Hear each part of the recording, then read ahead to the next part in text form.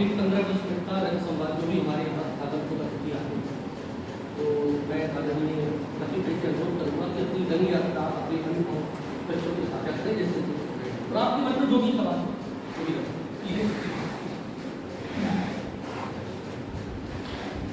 किसी भी विषय को लेके, परफॉर्मेंस को लेके, स्टाइल को लेके, एक्टिंग पैटर्न को लेके, या जो शैली नाटक की उसको लेके अगर आपका कोई कैसे ये नाटक इतना मतलब आप क्या उसके बारे में समझे, क्या विचार है, तो आप किसी भी तरह सर एक सवाल ये है कि जब एकदम स्टार्टिंग में आपने इसके बारे में सोचा या ये आइडिया आपके जहन में आया, तो वो कैसे डेवलप हुआ और क्या आपका वो स्टार्टिंग में एकदम से हो रहा था, मतलब कहानी कैसे आपने? ये दरअसल इसका कोई स्टार्टिंग कुछ सोच के नहीं मैंने ऐसा कुछ किया था कि मैं ऐसा कुछ करने वाला हूँ। मैं लगभग 8 से 10 साल मैंने प्रोसीनियम थिएटर किया जम्मू में, 2000 से लेकर 2010 तक। तो छोटा शहर है, उतने संसाधन नहीं है, और एक्टर के पास काम तो है, एक्टिंग तो कर रहा है, मगर रोजगार नहीं है। तो वो जो एक क्राइसिस जो अधिकतर लोग देखते हैं, खासतौर पर एक्टर्स देखते हैं, जो क्राइसिस है थिएटर का, एक्टर का, खासतौर पर एक्टर का, टेक्निकल में जो है, नाइट्स में जो है, जो डायरेक्शन में है, उनके पास काम है, उनके पास रोजगार भी है, पर एक्टर के पास काम तो है पर रोजगार नहीं, मतलब पैसा नहीं। तो वो मैं फेस कर रहा था उस टाइम पे। तो एक टाइम पर आके मैंने थिएटर छोड़ दिया कि अब करूँगा नहीं। तो वो अंदर कुछ ऐसा बेचैनी जैसी थी कि अब कैसे करूँ।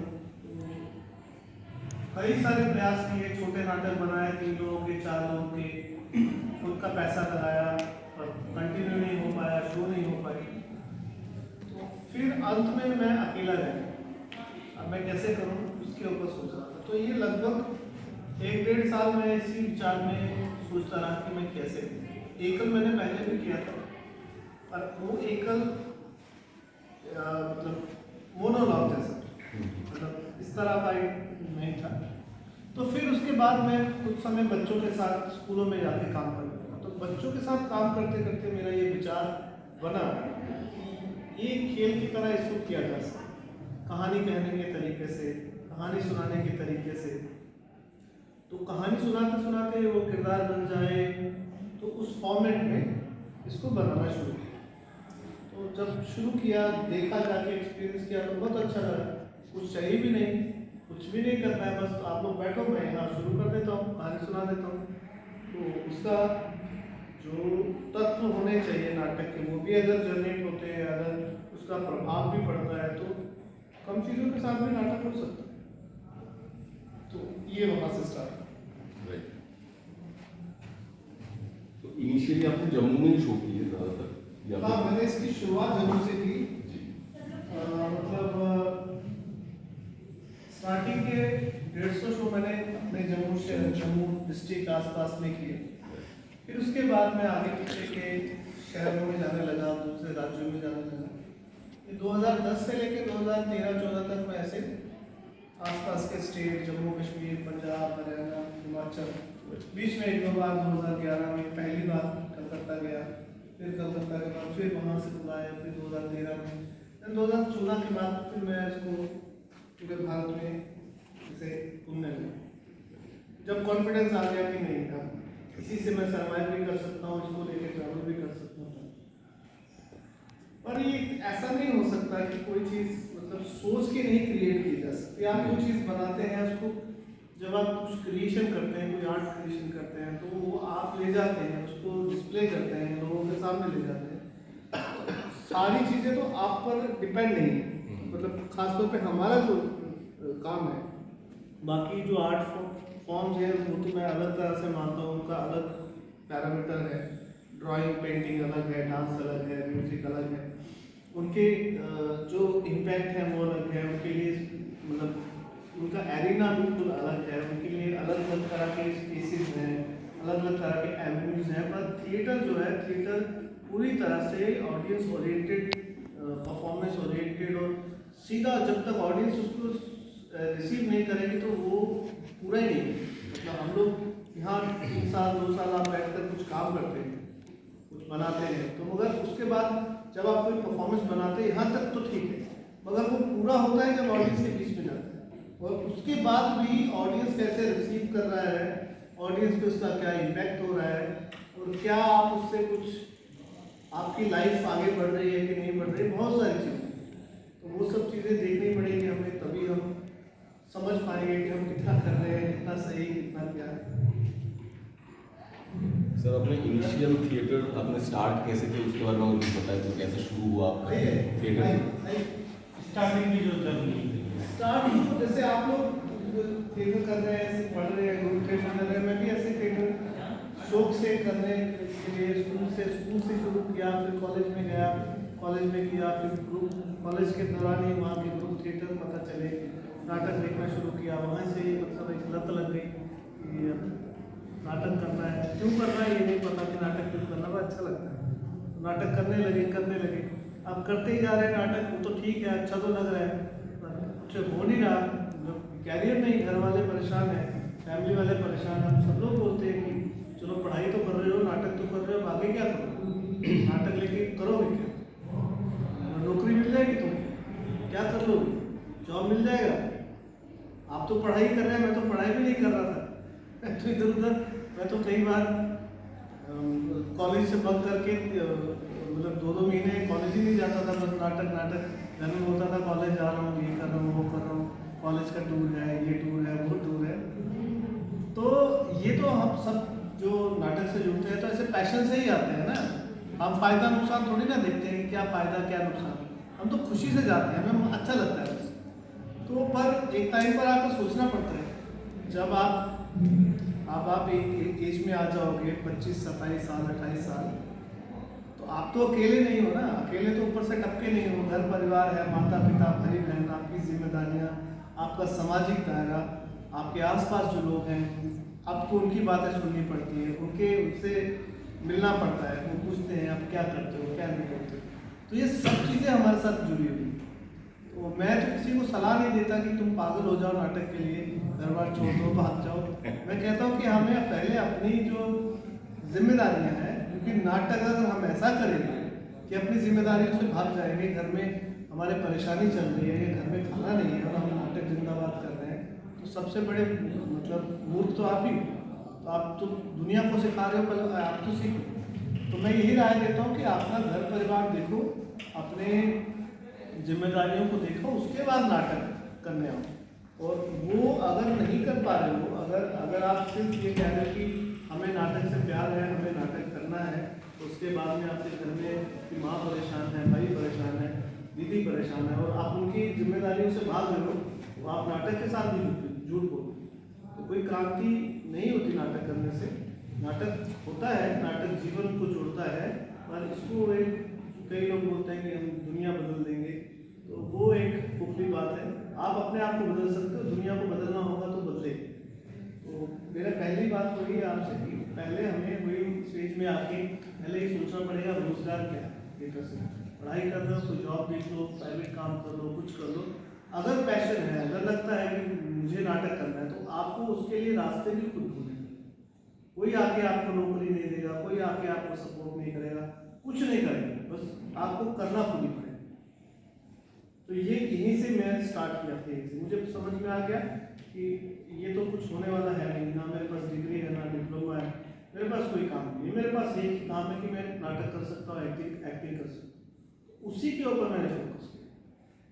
अभी 2010 से लेकर 2017 तक मैंने कुछ काम नहीं किया, मतलब कोई परफॉर्मेंस नहीं किया इसके अलावा, मतलब 7 साल एक ही कहानी करता रहा लगातार, लोगों ने कहा पागल हो गया, ये हो गया, वो हो गया, लोगों ने कहा क्या एक ही बार बार एक ही कहानी सुना रहे हो, क्या आपको बोर नहीं होते, क्या आप जानबूझ के करते हो, पैसा कमाने के लिए करते हो, पर मैं उन सब चीज़ों से ज़्यादा मुझे अपने आप को ये मालूम था कि ये बहुत लंबा प्रैक्टिस है, इसको करने से मुझे पता चलेगा।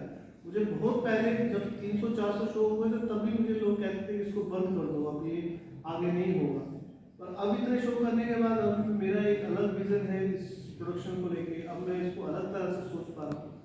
तो आप मैं यही कह सकता हूँ कि जो भी आप काम करते हैं, जो भी आप जिस भी जगह पर अभी आप बैठे हो, अपने विजन को बड़ा करो, और फोकस रहकर काम सीखने आते हैं, टाइम दीजिए, अच्छे से सीखिए।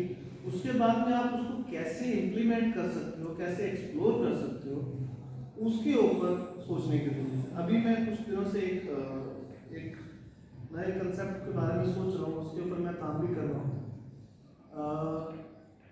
एक्टर स्टार्टअप, स्टार्टअप होता है ना, हम लोग कोई काम करते हैं, बिजनेस करते हैं।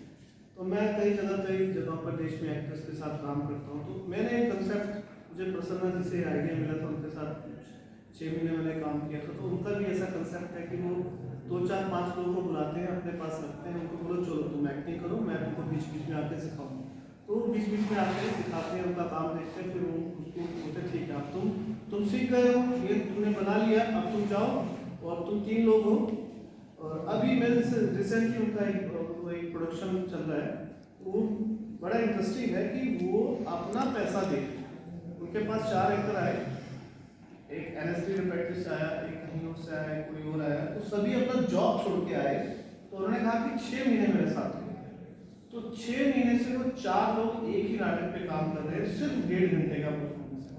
तो 6 महीने से वो उनको सैलरी दे रहे हैं 40 से 50 हज़ार रुपये पर एक्टर, मतलब 1.5 लाख रुपया उनको सैलरी दे रहे हैं। अब उनको सैलरी दे के, उनको तैयार करके, उनका वो प्रोडक्शन बना के कुछ 10-20 शो वो करवा देंगे। उसके बाद कहेंगे भैया अब तुम चले जाओ, मेरा तुम्हारे साथ कोई रिलेशन है, अब तुम जाओ इस काम को आगे बढ़ाओ। तो वो एक्टर्स रेपेट्री का कंसेप्ट ये है कि अगर सपोज मान लो कि आपके पास ग्रुप नहीं है, या ग्रुप नहीं बना पा रहे हो, या आपको वो समझ नहीं आता, तो एक आदमी, 2 लोग, 3 लोग मिलके एक ग्रुप बना के एक कहानी लेके कहीं चले जा सकते हो ना। हज़ारों स्कूल, हज़ारों कॉलेज है। तो अगर आपके पास कोई अच्छा आइडिया होगा, अच्छा एक परफॉर्मेंस होगा, तो एक आदमी भी कर सकता है। आपने जैसे ये देखा, ऐसे बहुत सारे लोग करते देखे। तो मतलब संसाधनों का रोने से कुछ नहीं होता कि ग्रांट नहीं मिल रही, ये नहीं हो रहा, हमें कहीं से पैसा नहीं आ रहा, कैसे नाटक करें। उसकी तलाश खुद करनी पड़ेगी, और वो तलाश जो करता है तो उसको मिलता है। बहुत सारे लोगों को ऐसा मैं जानता हूँ जिनके पास कुछ भी नहीं है, मतलब वो पढ़े लिखे भी नहीं है, मगर कुछ उनके पास ऐसी कला है जिसको उन्होंने विकसित किया, उसी से दुनिया भर में नाम कमाया। और कोई बात, सवाल है? हाँ बोलिए। लॉन्गेस्ट ड्यूरेशन का सोलो प्ले कौन सा है हमारे में? लॉन्गेस्ट मतलब सबसे लंबा चला हुआ? जी सर। भारत में 4-5 ऐसे नाटक हैं जो 1000-1500 के आसपास में हैं। और भारत के बाहर जो ऐसे, मतलब ये तो कोई, हम लोग थिएटर वाले लोग भी ज़्यादा वो रिकॉर्ड में रखते भी नहीं है, लिखते भी नहीं है, अपनी बात ही नहीं लिखते। फिर भी जो मतलब जो मिलता है, हमें संदर्भ मिलता है, वो कुछ विदेश के 2 नाटक हैं जो 2000 के आसपास, 2500 के, मतलब 2500 के आसपास हुए हैं, जो सोलो, जिनको परफॉर्मेंस, अगर आप थिएट्रिकल लैंग्वेज में उसको सोलो परफॉर्मेंस कहेंगे। इसके अलावा एक वो शायद वो अदरक के पंजे, तो वो एकल भी था, 3 लोग 4 लोग भी करते थे, उस तरह का वो एक प्रोडक्शन था, वो 10,000 show. No I mean to say कि जैसे कि इसका ड्यूरेशन 45 मिनट। अच्छा 45 टाइम ड्यूरेशन। हाँ, तो 1.5 घंटे 2 घंटे। ऐसा सर, ऐसा है कि बहुत सारे कलाकार हैं बंगाल में, महाराष्ट्र में, एकल करने वाले, जो 8-8 घंटे का सोलो करते हैं। कलकत्ता में एक एक्टर है, अभी तो कम कर दिया उन्होंने, गौतम भागवत, उनका एक प्रोडक्शन है मेघनाथ वन। वो संस्कृत में, बांग्ला में करते हैं, गायन शैली में, नृत्य में है वो। और वो आज से 10 साल पहले मैंने सुना था, मैं देख नहीं पाया, कि रात को वो 8 बजे शुरू करते हैं, सुबह 4 बजे तक वो चलते हैं, पूरी रात चलते, और पूरी रात वो नाटक वो अकेले ही परफॉर्म करते हैं, थोड़ा कोरस होता है उसमें। तो बहुत सारे ऐसे लोग हैं। पर अभी जो ये जो एक्सपेरिमेंटल थिएटर जो पद्धति, और ये जो इंटीमेट थिएटर, इस तरह की जगहों में जो सोलो नाटक होता है, या 2 लोग करते हैं, 3 लोग करते हैं, उसका ड्यूरेशन 40-45 मिनट होना चाहिए, 1 घंटे से ज़्यादा नहीं होना चाहिए। क्योंकि अभी दर्शक का जो किसी चीज़ को देखने का और बैठने का जो कंसेप्ट है, वो इतना ही बचा है। पहले 10 साल पहले शायद 2 घंटे भी लोग बैठ सकते थे, अब 40 मिनट से ज़्यादा बिठा नहीं सकते किसी को। जो मेरा एक्सपीरियंस है बच्चों के साथ, वो तो 40 मिनट 45 मिनट के ऊपर जब वो जाता है तो ख़त्म हो जाता है, उसका फ्लेवर ख़त्म हो जाता है। आज भी ये 50 मिनट चला गया, तो अगर इतना ऑडियंस इंजॉय कर रही है तो मैं अगर चाहूँ तो और 15 मिनट कर लूँ, मगर वो उसका इम्पैक्ट खत्म हो गया। वो 40 मिनट होना चाहिए, 40 से 45 मिनट, अगर बहुत अच्छा है तो 1 घंटा, उससे ज़्यादा नहीं होना चाहिए। क्या ऐसा हो सकता है कि अगर 1.5 घंटे का नाटक है या 2 घंटे का नाटक है, जो होता है आमतौर पर एक मध्यांतर होता है, 10 मिनट का, 15 मिनट का मध्यांतर के बाद फिर वापस आ सकते, क्योंकि जनरली आप लोग जैसे बैठे हैं तो 30-40 मिनट के बाद आपको वॉशरूम में जाने का जाना पड़ेगा, वो भी एक फैक्टर है। ये नेट पे अवेलेबल है सर? ये सब बातें तो किताबों में मिल जाएगी आपको। नहीं, यूट्यूब पे आप अच्छा, मेरा नाटक, मेरा परफॉर्मेंस, हाँ, ये आपको छोटे छोटे क्लिप्स वगैरह मिलेंगे।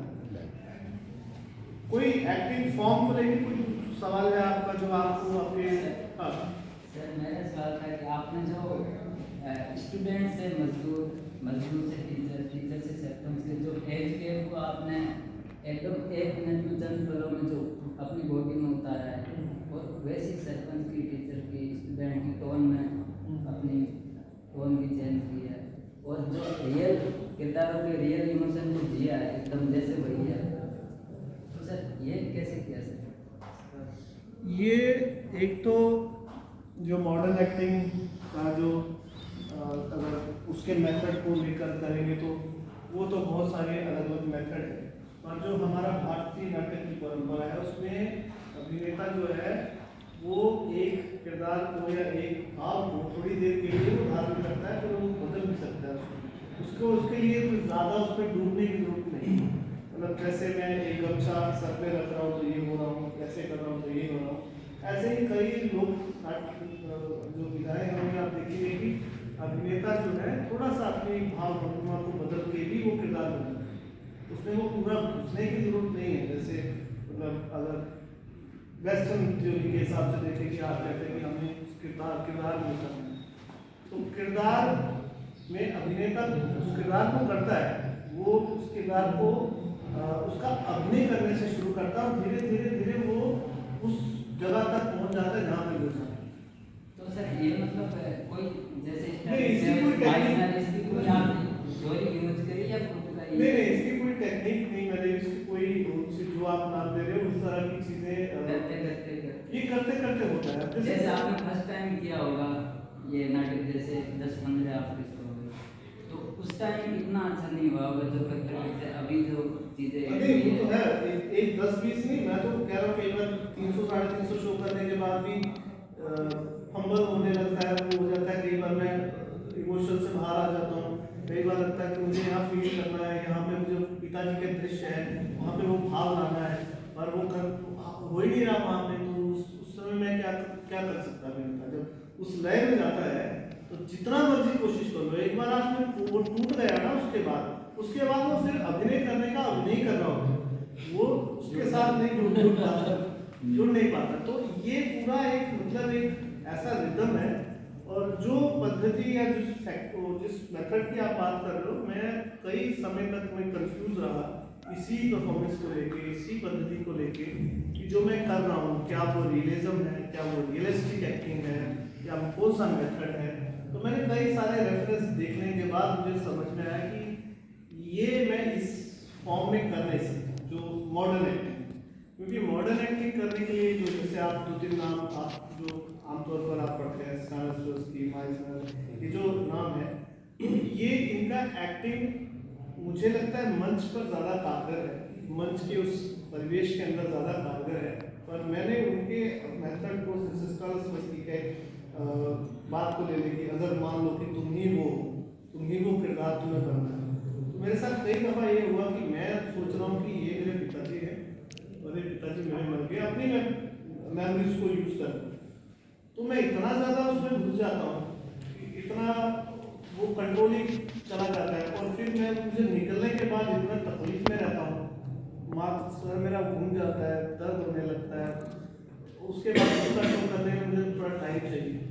तो मैंने उस चीज़ों को तोड़ के जब मैंने भारतीय परंपरा में कैसे अभिनेता किसी भी भाव को प्रकट करता है। जब उसके मैंने वो देखा तो वो बहुत आसान भी है, और वो अभिनेता के शरीर में, उसके मन पे, उसकी जो इंद्रियां हैं उन पे ज़्यादा खराब असर नहीं है। तो मैंने जो को यूज़ किया वो यही है कि ठीक है, मैं उस किरदार को लेके जा रहा हूँ, मुझे उस किरदार की तरह सोचना है, पर मुझे वो किरदार नहीं बनना।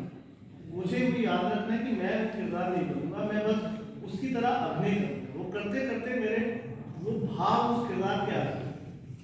तो सर आपने जैसे अपने रियल जिंदगी के दुख को यूज किया या जैसे इमेजिनेशन किया इमोशन लाने के लिए, मेरे पापा है, वही तो मैं बता रहा हूँ कि मैंने रियल जिंदगी के दुख को ही करना शुरू किया। कई बार ऐसा हुआ मेरे साथ कि करते करते मैं वहाँ पहुँच गया, अपनी कोई मेरी बुरी मेमोरी को लेके मैंने किया कि बस फुट के रोना शुरू कर दिया, और फिर मैं चुप ही नहीं हो रहा, रोए जा रहा हूँ, रोना रुक ही नहीं रहा। तो मुझे लगा ये अभिनय नहीं, ये तो बेवकूफ़ी। तो मतलब दर्शक को तो हमें पागल थोड़ी करना है, दर्शक को एक भाव देना है ना, जो भाव तुम फील कर रहे हो तुमको वो भाव देना। और फिर दर्शक, अगर आप उसमें डूब गए, दर्शक भी डूब गया, तो फिर तो क्या, फिर तो काम खत्म हो गया। तो वो थोड़ा सा इमोशनल लाने के लिए वो बहुत आसानी से भी हो सकता है। और मैंने उसी तरह से सोचने की कोशिश किया कि ठीक है, ये एक कहानी है, ये किरदार है, ये इसकी घटनाएं हैं जीवन की, मैं चलो इनकी तरह अभिनय करता। तो मैं धीरे धीरे अभिनय करने लगा, और जब वो पिताजी की मृत्यु होती है तब मैं रो रहा होता हूँ, मगर मुझे अंदर से बड़ा सुख मिल रहा है। ये चीज़ को बहुत ध्यान देने वाली बात है कि अगर हम उस भाव में भी हैं, उस भाव में भी अभिनेता को वो सुख की अनुभूति होती है, ना कि दुख की। मगर उनको दुख होता है, मगर अभिनेता अंदर से खुश हो रहा होता है देख के कि वो रो रहा है।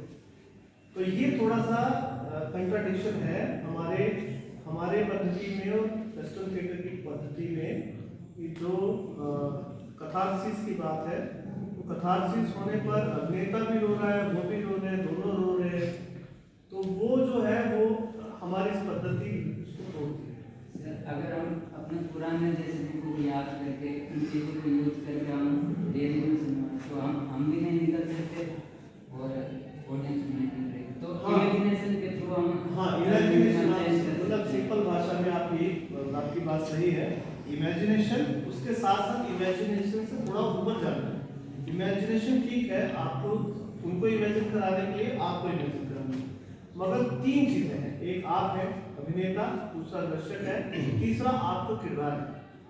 तो तीनों को साथ लेके चलिए। आपको किरदार बनना नहीं, किरदार की तरह दिखना है, उसकी तरह बिहेव करना है, तो उनको अपने आप लगता है, मगर आपको अलग रखना है, उसके बीच में मिक्स नहीं होना।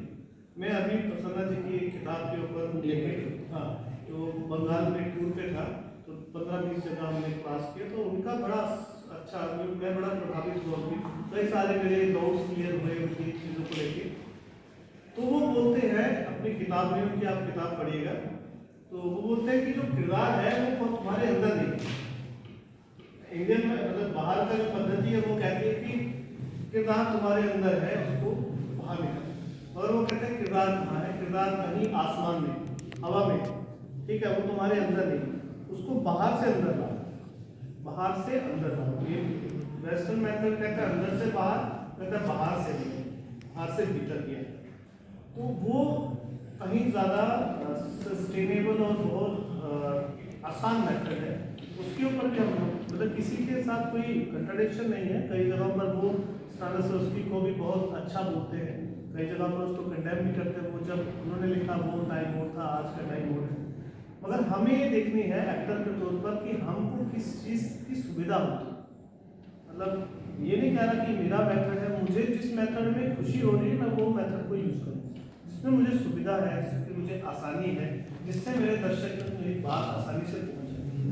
तो उस चीज़ को आपको स्टडी करना चाहिए, सभी तरह के मेथड को। उसके बाद आपको क्या इम्प्लीमेंट करना है उसके ऊपर आप सोचो। मुझे सर माइनर लग रहा है। मैं आपकी बात में तो जोड़ूँ कि क्या है जो तुम बात कर रहे हो, सारे मेथड एक जगह ठीक हो रहे हैं। ये जितने भी मेथड हैं ये करेक्टर से करेक्टराइजेशन के लिए है, और वो तब तक के लिए जब आप रिहर्सल में हैं या प्रोसेस में। जब आप परफॉर्मेंस में आ जाते हैं बहुत सारे मेथड एक साथ लगते हैं, फिर एक एक्टर का अपना मेथड बन जाता है, भले वो कहे ना कि कई जगह वो अब तो बीच बीच में ब्रेक कर रहे थे, ऑडियंस से इंटरेक्शन कर रहे थे, उसको कौन सा मेथड करोगे? वही सर मैं पूछ रहा था कि जैसे जो स्टेज पे तो हम कर लेते हैं, लेकिन पूरी यूनिवर्सिटी की गैलरी को यूज करना और मार्क बना देना, किसी स्टूडेंट को ये सब चीजें फोक थिएटर में है। और एलिवेशन जो है, एलिवेशन भी हमारे फोक थिएटर से ही है, यहीं से शुरू हुआ है। अब उसके और तथ्य और होंगे, वहाँ कैसे गया, कैसे हुआ, मगर एलिवेशन अब बंगाल की कई फोक फॉर्म देखो, वहाँ नहीं लगभग सारे बंगाल नहीं, अपना जम्मू के में भी, बुंदेलखंड के स्वाम में भी, हवाई में भी लगभग यही फॉर्म है, सब लगभग। एलिवेशन तो है ही हमारे इसमें। अब उसको छोड़ो, हमारे जितने भी साधु महात्मा जो प्रवचन करने वाले वक्ता जो हैं, उनको देखो उनकी शैली क्या है, वो एलिवेशन की शैली है, कहानी सुनाते कहाँ से कहाँ, फिर इधर फिर उधर फिर उधर। तो ये एलिवेशन हमारे इसमें पहले से है। और वो जो स्पेस की बात है, तो मतलब ये कोई किसी के साथ विरोधाभास नहीं है। मैं कह रहा हूँ कि हम थोड़ी चीजें जो ये पूरा आपका ये सर की जो पूरी आपका जो काम है, तो हम जो भारतीय दर्शन की बात करते हैं, बहुत मुश्किल है, बहुत टेढ़ा है, बहुत जैसे नाट्य शास्त्र है, बहुत जटिल है। अब क्या है कि आसानी से कोई किताब मिल गई जिसके अंदर ये बताया, तुम ऐसे ऐसे एक्टिंग करो, तो हम पूरा उसको फॉलो करने लगते हैं, वो भी गलत नहीं। पर हमें धीरे धीरे जो गूढ़ चीजें हैं, जो गहराई में छुपी हुई चीजें हैं, उनके ऊपर भी सोचने की जरूरत है। सोचेंगे तो बाद में, जैसे सर ने कहा कि जब आप अपने करने लगोगे, आपको पता भी नहीं चलेगा आपने क्या क्या मेथड, कैसे खिचड़ी बना के कर दिया। सर ये ऑडियंस के साथ वाली वो जो ये जो खेलना है, ये मतलब प्लानिंग तो हो ही नहीं सकती, इम्प्रोवाइजेशन में। हाँ, ये जो पद्धति है, मतलब ये जो स्टाइल है पार्टिसिपेटरी थिएटर वाला, ये मैंने जो देखा समझा, ये बहुत सारे इंडिया के जो इंटीमेट थिएटर में होता है, पर इतना नहीं होता कि ऑडियंस आके ऐसे करने लगता है। तो ये कुछ यूरोप से कुछ ये स्टार्ट हुआ पार्टिसिपेशन वाला, जैसे ग्रॉटोवस्की आपने सुना होगा, उनका थिएटर है, बाउल अवस्था थिएटर है, उसमें ये पार्टिसिपेशन वाला शुरू हुआ इंडिया में। प्रेस तो ये पार्टिसिपेशन वाला वहाँ से हुआ, और ये हमारे फोक थिएटर में है पार्टिसिपेशन, उसमें भी होता है, पर इस तरह से थोड़ा सा एक्टिव पार्टिसिपेशन नहीं। और सर कुर्सी को आपने जो टीचर एकदम देख, मतलब कुर्सी को आपने टीचर देख रहे थे या अपना दिमाग में इमेजिनेशन कर रहे थे कि ये टीचर है? नहीं, मैं तो उस किरदार को वहाँ देख रहा था, तभी तो आप देख पा रहे थे ना। अगर मैं उसको नहीं देख रहा होता, मैंने उसका खाका नहीं बनाया होता कि मेरे टीचर की हाइट इतनी है, उनका सिर ऐसा है, दाढ़ी ऐसी है, तो वो तो मुझे भी बनाना पड़ता है। उसमें भी तो मैं ज़्यादा एक्टिंग नहीं कर सकता, मुझे तो खुद को उसको फील करना होता। सब चीज़ें, तो वही बात आ गई कि वो उसमें कुछ चीज़ें जो हमें आसानी से लोगों तक पहुँचाई जा सकती, उसके ऊपर हमें वो टेक्निक धीरे धीरे अडॉप्ट करनी पड़ती, उसमें कई चीज़ें आ जाती। हबीब साहब के नाटक देखो आप कभी, लगभग ये सारी चीजें। आप कुछ बोल रहे थे? So why fumble not करना, it's all about practice or imagination. अच्छा, मैं एक बात बोलूँ, आप अगर ऑब्जर्व कर रहे हो एज एन स्पेक्टेटर, ऑडियंस नहीं, आप देखें कि जो लकी भाई ने एक्टर उठाया, मतलब वहाँ से ऑडियंस में से लिया, उसका पार्टिसिपेशन भी एक्टिव हो, वो भी अपने आप एक अप्रोच चल रही है कि वो उस लेवल पे आ जाए, क्या पता कुछ और जवाब दे दे। एज एन एक्टर आप प्रिपेयर हो और वो वही करे, ये भी एक साइकोलॉजी होती है। वो दे भी रहा, हाँ, दे भी रहा, तो उसको इन्वॉल्वमेंट आप यही समझा करो, क्योंकि आगे आप वो नहीं साहब हमें नहीं उल्टा जवाब देते टीचर की जगह आगे रख देता तो क्या होता? ये, तो इसलिए ये भी एक्टर चलता है साहब, बताना ये चल रही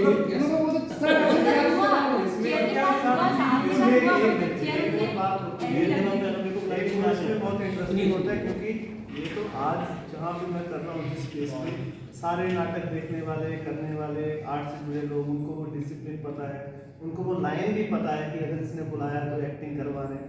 तो जो अनजान जगह पे जब मैं परफॉर्म करता हूँ, जहाँ पे किसी ने नाटक नहीं देखा, तो उनका जो रिएक्शन है, जैसे मैंने एक लड़के को पकड़ा, उसको ऐसे पकड़ा, मैंने कहा चल सर, तो वो इसने इतनी जोर से हाथ मेरा झटक के ऐसे खड़ा हो गया, क्या है क्या है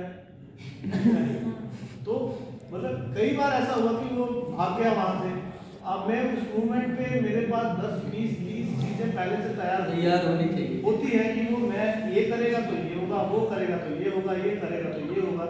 अभी ये थोड़े दिनों पहले की बात है, स्कूल में शो करने गए तो स्कूल के छोटे छोटे बच्चे, एक लड़के को पकड़ लिया मैंने कहा जो सरपंच का पोता है बच्चा, तो जैसे उसको पकड़ के लाया उसने ऐसे करके सर के ऊपर हाथ रखा और दहाड़ मार मार के रोने लगा।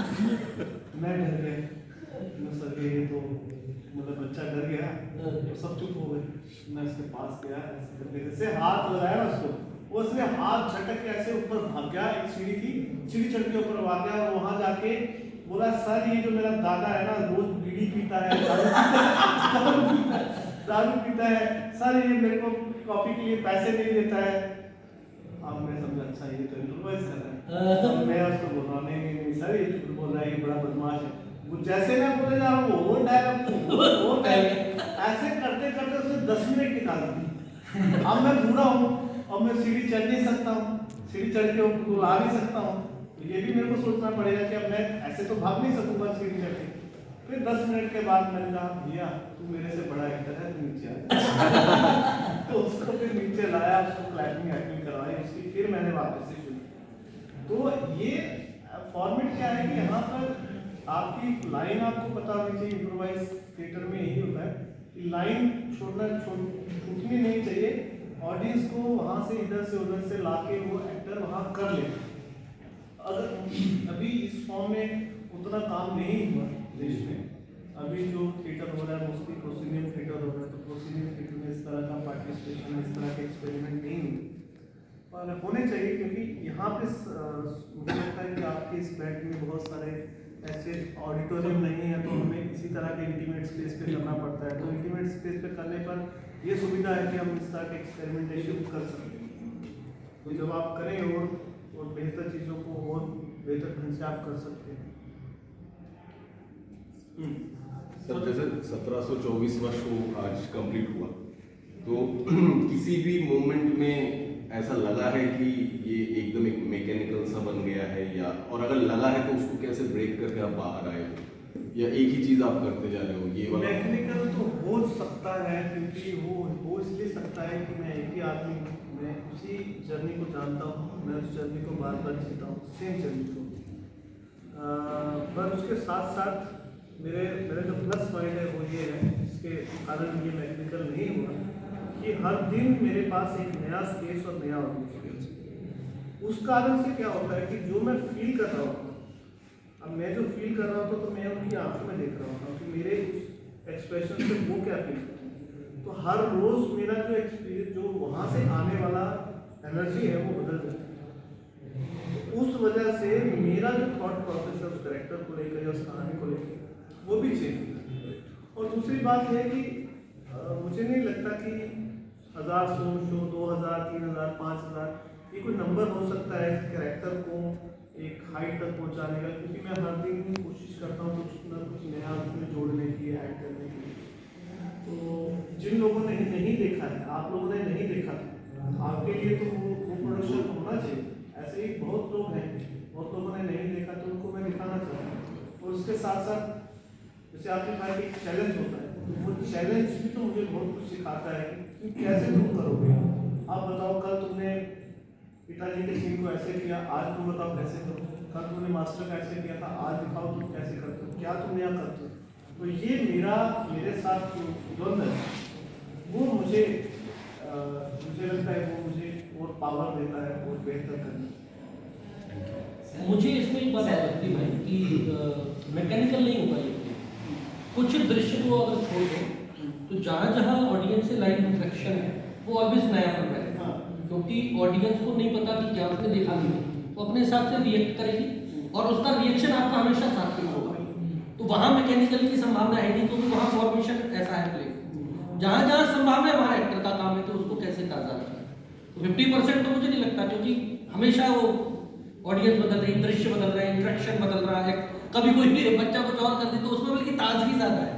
मगर क्योंकि लोगों के साथ जो संपर्क बनता है, वो जो संपर्क है, वो जो टच है, वो इतना पावर जनरेट कर देता है। मतलब मैंने किसी को ऑडियंस को लाया, तो जो मैं फील कर रहा हूँ, ये हम दोनों फील कर रहे हैं, उसके अलावा जो लोग फील कर रहे हैं, वो जो वाइब्रेशन है ऑडियंस का इस 1 घंटे के बीच में जो वाइब्रेशन वहाँ पर स्पेस पे चलता है, वो पूरे उस दृश्य को एक अलग रूप दे देते हैं। तो जो मैंने अनुभव किया, बहुत अलग तरह का अनुभव मुझे होता है कि अब जैसे कल जहाँ शो था, तो वहाँ की जो ऑडियंस थी 15 मिनट तो उन्होंने कुछ रिएक्ट किया, मतलब चुपचाप, क्योंकि उनकी VC वहाँ थी, उनके डायरेक्टर वहाँ थे।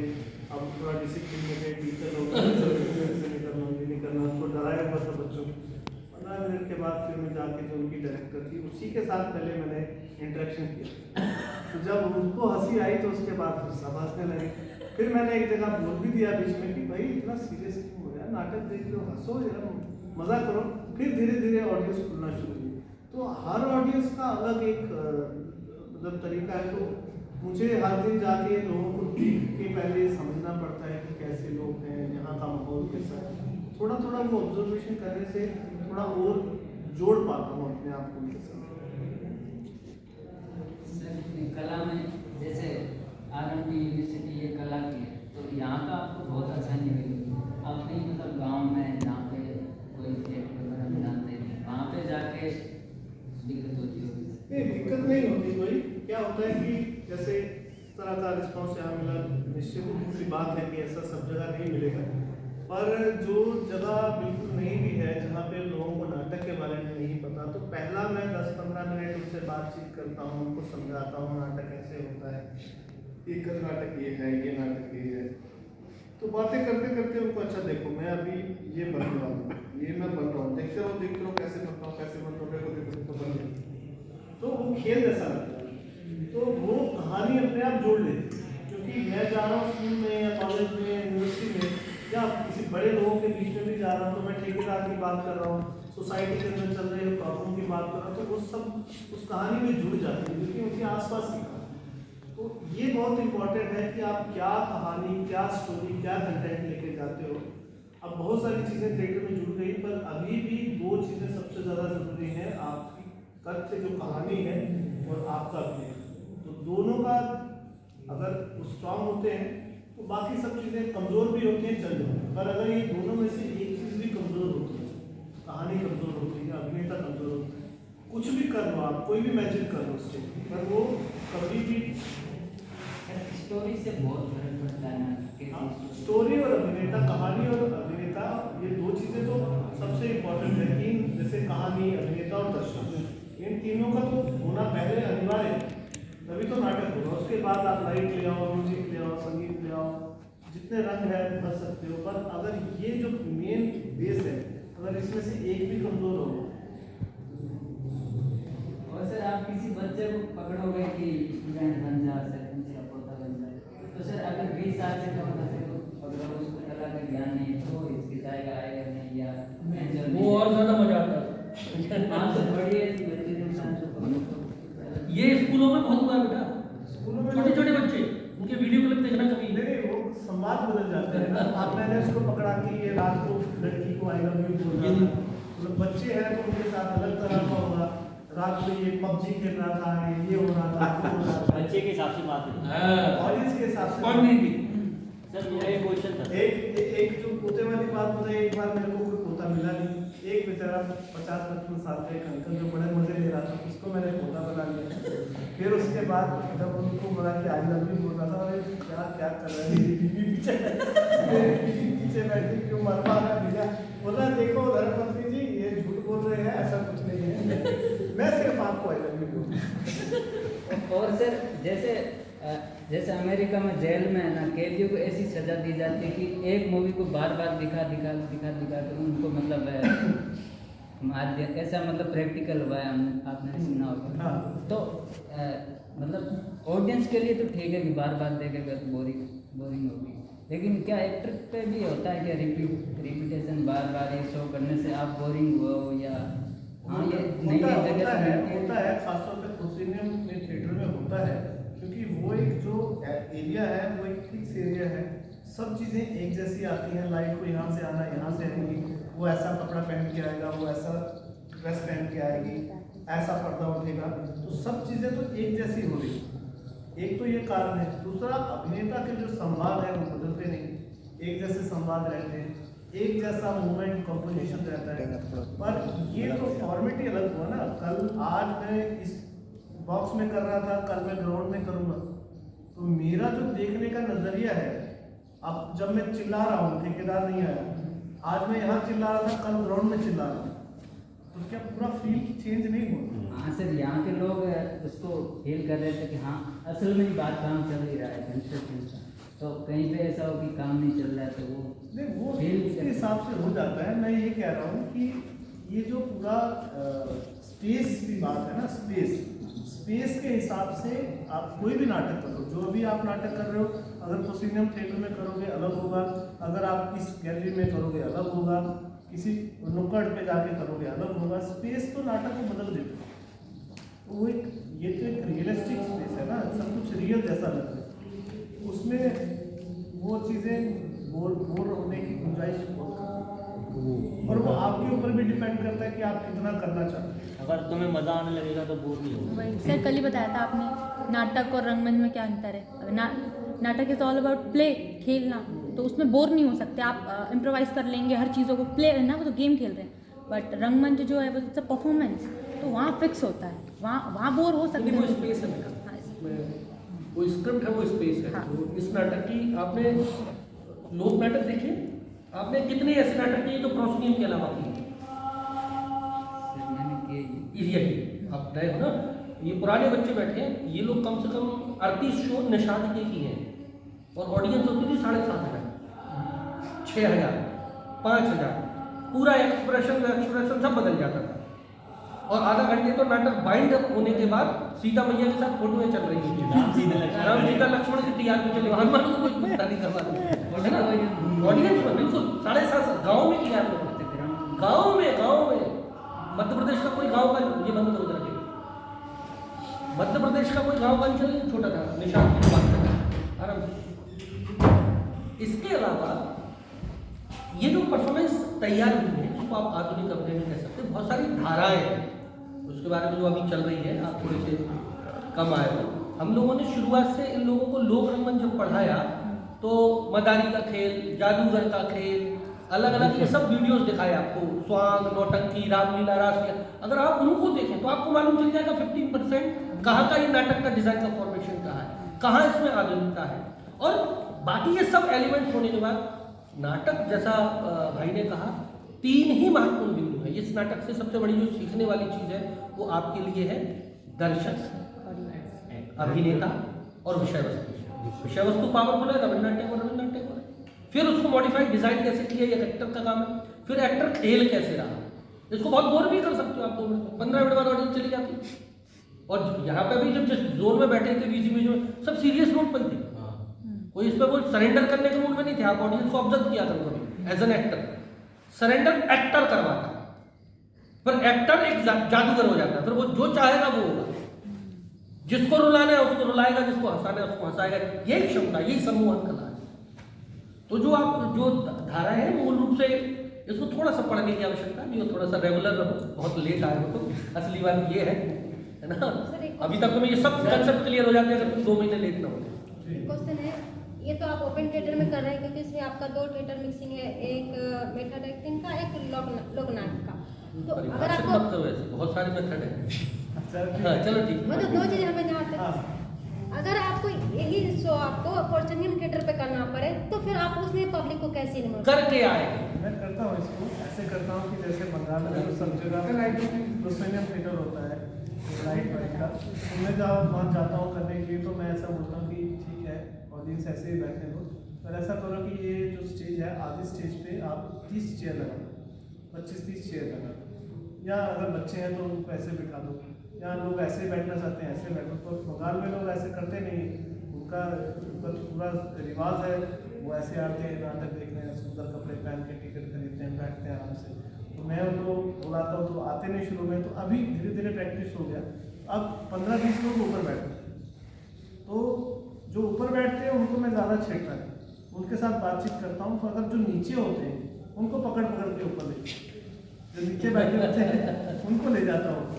तो अब क्या है कि उस हिसाब से करना पड़ेगा ना। अब मैं अगर 10 प्रोसिनियम थिएटर में जाके उसी डिज़ाइन में करने लगूंगा तो इसका ताकत खत्म हो जाएगी। मेरा जो फॉर्मेट है वो अपने फॉर्मेट के हिसाब से उसको कर सकते हैं, तो कोई प्रॉब्लम नहीं। और मैंने बहुत सारे स्पेस पे किया, सिर्फ प्रोसीजर थिएटर नहीं, ट्रेन कंपार्टमेंट में चलती हुई ट्रेन में किया है। मतलब एक ट्रेन में ऐसे बैठे हुए हैं हम लोग, 8-6 लोग इधर, 3 लोग इधर होते हैं, 3 इधर, 6 लोग दो सामने।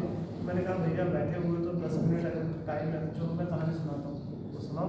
तो ऐसे बिठा के आधे घंटे मैंने वहाँ परफॉर्म किया। फिर बाकी कंपार्टमेंट से भी लोग बोलने लगे यहाँ भी सुना दो यार।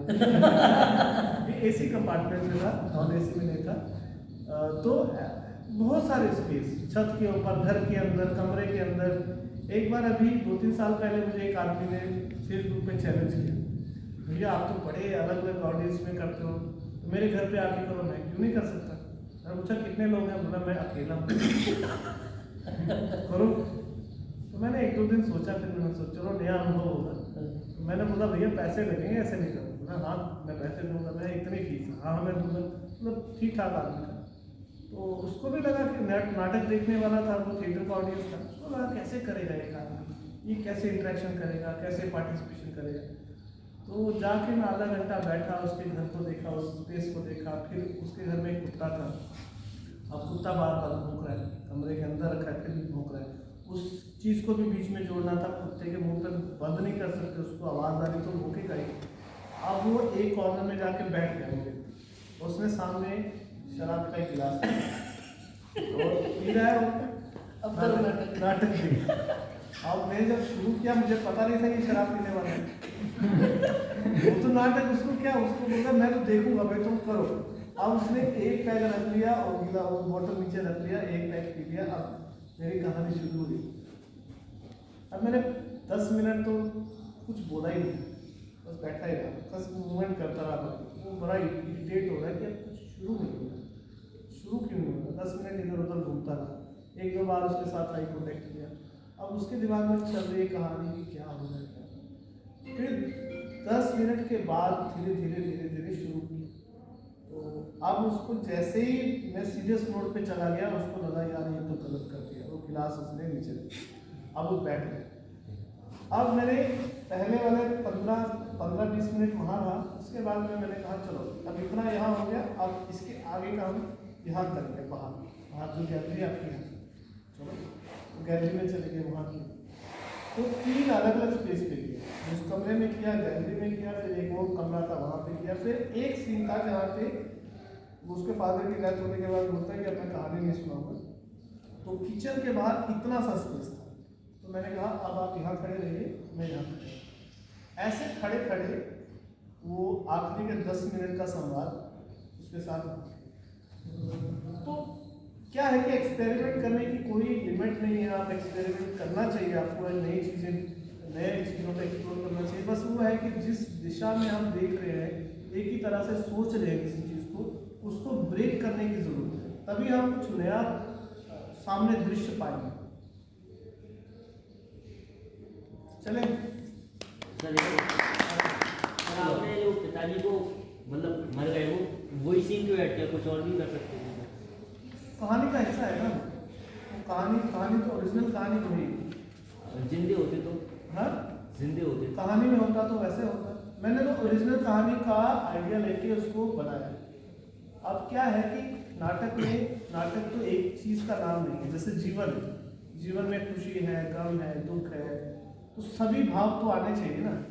उस बच्चे का जो जीवन है, ऐसा ही तो बहुत लोगों का जीवन है। अब देखो जितने महान कलाकार, जितने महान साहित्यकार, जितने महान लोग हैं, उनके जीवन में एक ये मोमेंट जरूर आया, अगर ध्यान से करो। मतलब पिताजी मर गए ये नहीं, कुछ ऐसा ट्रेजिडिक मोमेंट जिसके कारण उनके जीवन की दिशा बदल। बहुत सारे लोगों के साथ ऐसा। तो मतलब मुझे भी लगता है कि जीवन में होता ही है, मेरे जीवन में भी कभी हुआ या आपके जीवन में कभी हुआ, ईश्वर करे ना हो, और होता है सबके साथ। तो कुछ ऐसा मोमेंट आता है, तो उस कहानी में है, तो मैंने उसको जानबूझ के नहीं रखा, उस कहानी का हिस्सा है, मतलब कहानी का पक्ष है। सर लास्ट में जो रोने वाला उसके बारे में थोड़ा बता दीजिए। अच्छा मैं रोया कैसे? नहीं, ऑडियंस कैसे रोगी? अच्छा ऑडियंस कैसे? सर इतनी नहीं रोई आज तक मैंने साथ बहुत जगह दिखता। देखा। नहीं वो क्या है कि वो जैसे सर ने कहा वो एक्टर के ऊपर डिपेंड रहता है। एक्टर कितना उसको सच्चाई के साथ प्रस्तुत करता है, ऑनेस्टी के साथ, ईमानदारी के साथ कितना उसको रखता है, उसके जो भाव हैं जो भाव प्रकट कर रहा है उसमें कितना सात्विक गुण है, उसी के हिसाब से वो कोई एक्टिंग टेक्निक से नहीं हो सकता। मतलब एक तो एक्टिंग टेक्निक जो आप माइजर की बात कर रहे हो वो अलग है, पर ये जो भाव है ये बिल्कुल नाट्यशास्त्र के हिसाब से अगर आप देखोगे तो वो तभी उत्पन्न होते हैं जब आप उस धीरे धीरे अपने आप को उस भाव के पास लेके जाते हो। हम क्यों कहते हैं कि एक अभिनेता को, मतलब मैं भी प्रैक्टिस कर रहा हूँ, सब लोग उसी की प्रैक्टिस कर रहे हैं, जीवन भर करते रहे, हम लोग कितना उतना ही अच्छा अभिनय करते हैं जितना अच्छे हम इंसान हैं। तो हमें पहले अच्छा इंसान बनना पड़ेगा, अपने अंदर के जो द्वेष, जो अंदर गंदगी है उसको साफ करना पड़ेगा। उसको साफ करने के बाद आप म्यूजिक वालों को देखिए या नृत्य वालों को देखिए, हम लोग तो कम करते हैं, हम लोग बहुत आलसी है, हम लोग इतना सब अपने स्पेस पर ध्यान नहीं रखते, अपने चीज़ों पर ध्यान नहीं रखते।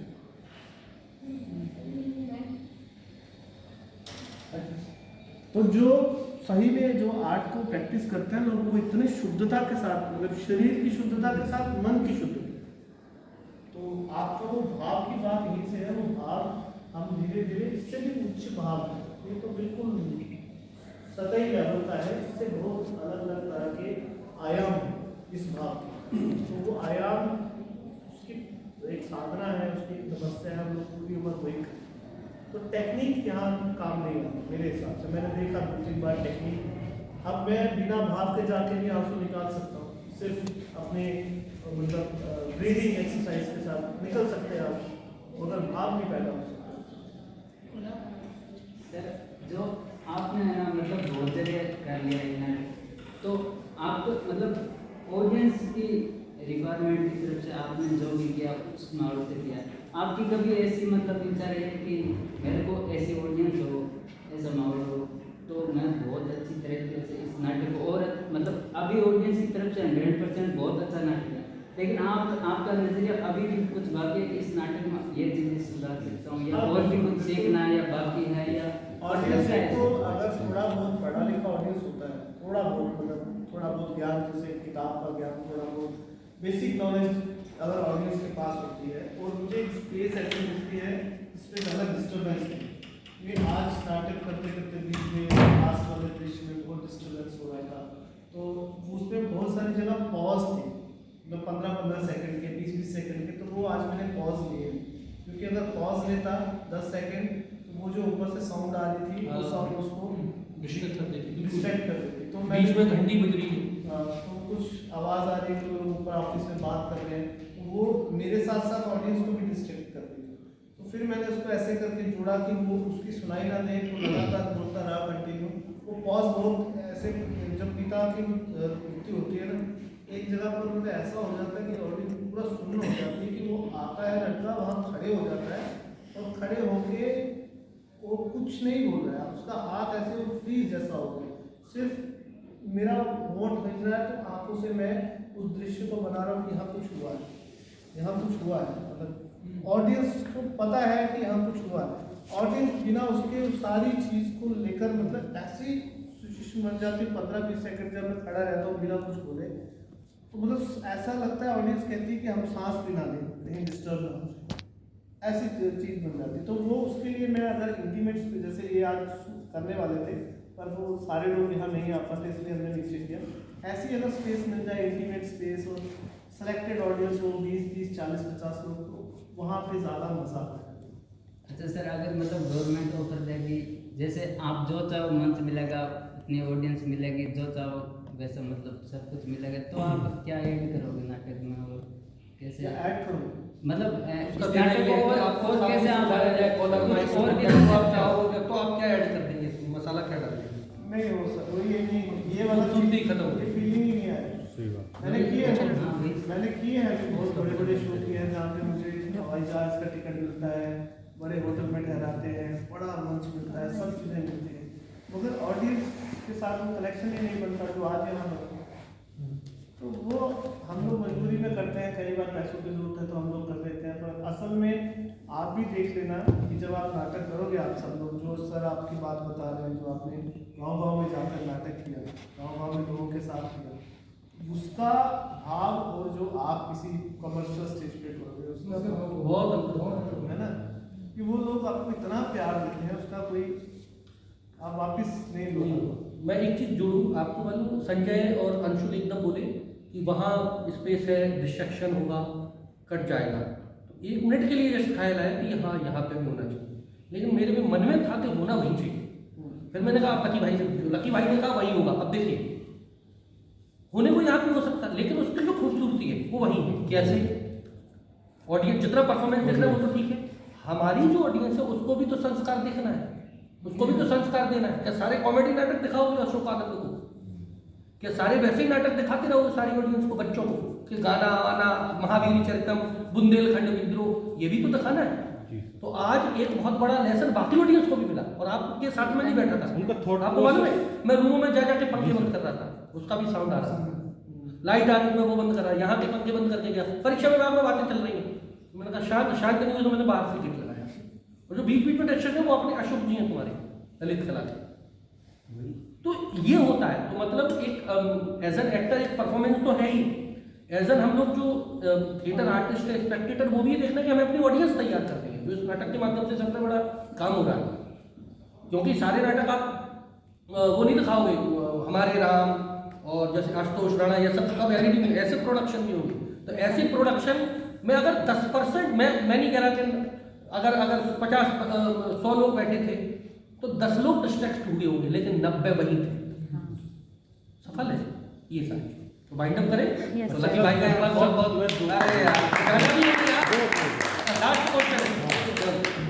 सर मैं ये कह रहा था कि जो कृष्णा मैम जी हैं तो इसी फॉर्मेट पे काम कर रही हैं, वो इतना से जो मैम आपने बताया जी वो इसी फॉर्मेट पे ऐसा आप कर रहे हैं, इसी फॉर्मेट पे काम? फॉर्मेट तो यही है। अच्छा। इंटीमेट थिएटर ही करते हैं, इफ्ता वाले जितने भी नाटक अच्छा, करते हैं वो सब खुले मंच पे नाटक करते हैं, तो तकरीबन वो इसी तरह के फॉर्मेट में नाटक करते हैं। सेकंड ये है कि सर आप ये जो शो जगह जगह जा रहे हो, बाकी जो स्टार्टिंग में आपने कहा कि कुछ समय तक वहाँ पे किया, तो वहाँ की स्टेज ने आप लोगों को प्रेरित कर रहे हो, यंग जनरेशन को, तो वहाँ की स्टेज ने कुछ ऐसा सहयोग या कुछ चीज़ें प्रावधान किया तो सर इस तरह से हम जो काम कर रहे हैं? अरे थोड़ा सा सवाल है, ठीक है, अभी नहीं किया है और मैं चाहता भी ना करें। अभी कुछ साल में सीखूंगा, उसके बाद जब मैं अपने राज्य में जाके काम करूँ, जब मैं वहाँ के लोगों के लिए काम करूँगा, तो ये चीज़ें बहुत छोटी है। इसमें क्या होता है कि इसमें कलाकार जब फंस जाते हैं ना इस मान सम्मान और इसके लालच में, तो उनका ध्यान भटक जाता है। तो मिलना चाहिए, अच्छा लगता है कलाकार को भी, आपने ताली बजाई, आपने मुझे कुछ इनाम दिया तो मुझे खुशी होगी, मगर असल काम कलाकार को भूलना नहीं चाहिए कि आगे तो सम्मान मिलता है, अच्छी बात है, उससे आपका कॉन्फिडेंस बूस्ट होता है, पर उसके पीछे वो कई सारे लोग हैं जीवन भर वही सोचते रहते हैं कि ये नहीं मिला, वो नहीं मिला।